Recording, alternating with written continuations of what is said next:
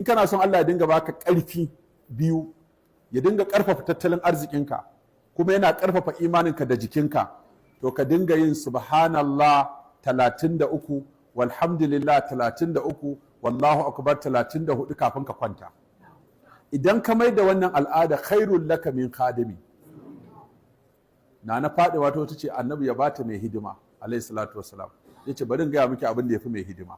Da haka shekul islam yake cewa wannan zikiri idan kana yin sa duk sanda zaka kwanta kana yin sa, to Allah zai maka abu biyu. Zai karfafa jikinka, ba za ka ji kasala tana hana ka ibada ko neman abu ba. Sannan kuma zai karfafa tattalin arzikinka, ba za ka sa hannunka a jihu ka ji babu komai din nan ba, ko kaɗan ne ko da yawa sai ka ji.